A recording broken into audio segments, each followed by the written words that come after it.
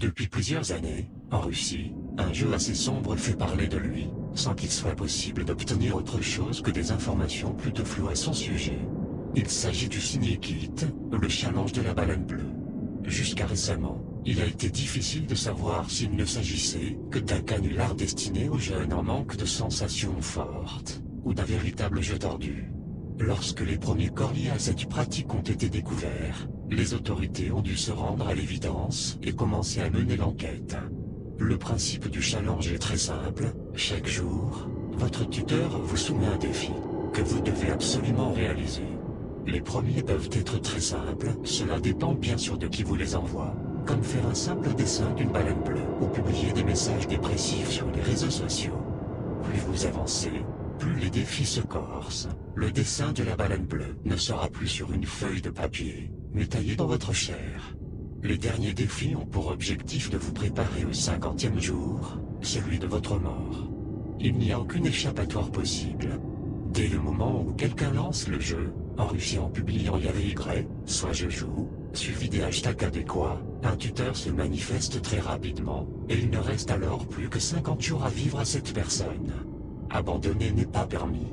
On a retrouvé des conversations sur les comptes de certaines victimes où, après avoir tenté de mettre fin au challenge sans aller au bout, leur tuteur avait menacé leur famille et leurs amis, en leur fournissant des informations très précises sur leur identité, l'endroit où ils se trouvaient ou encore des lieux où ils se rendaient tous les jours.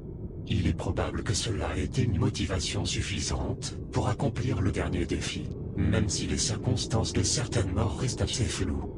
Mais les cas de résistance constituent une minorité, comme vous allez rapidement le comprendre. Il n'y a presque aucune information sur les fameux tuteurs, mis à part les spéculations des médias. La seule exception étant le concepteur même du jeu, qui a été retrouvé et est accusé d'avoir poussé 16 jeunes filles au suicide. Il est actuellement retenu dans une prison à Saint-Pétersbourg. Ce qui est étrange à son propos, c'est qu'il reçoit des dizaines de lettres d'amour de jeunes filles, certaines lui donnant même leur adresse. Il semblerait que le phénomène soit étendu à la plupart des victimes, toutes celles n'ayant pas été stoppées à un stade précoce du challenge faisant preuve d'une dévotion aveugle à l'égard de leur tuteur. Si leur fragilité psychologique a rapidement été établie, les méthodes employées pour parvenir à ce résultat n'ont pas encore été découvertes.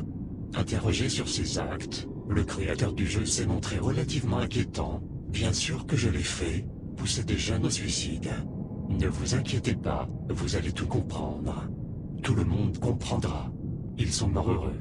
Je leur ai donné tout ce dont ils manquaient. De la chaleur, de la compréhension, des liens.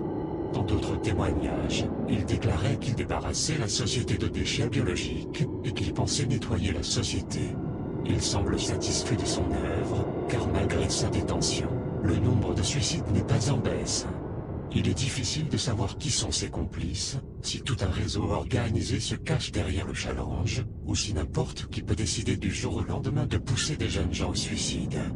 Quoi qu'il en soit, le jeu semble s'étendre, car s'il était il y a encore quelques mois restreint à contact, le Facebook russe, les services de police européens se sont déclarés inquiets de sa propagation, notamment en Grande-Bretagne. Des articles en espagnol, en français ou en turc sont également trouvables sur la toile, laissant penser que le phénomène est déjà présent chez nous. Ce message n'est pas une blague ou un texte destiné uniquement à vous faire peur. Surveillez bien vos amis pour voir s'ils ne se comportent pas bizarrement, car ils pourraient être en danger de mort. Le nombre de corps ne cesse d'augmenter, et il est impossible de savoir de quoi les gens qui se cachent derrière ça sont réellement capables. Et n'oubliez pas, ça peut arriver à n'importe qui. Mon frère vient juste de publier Je joue sur son mur Facebook.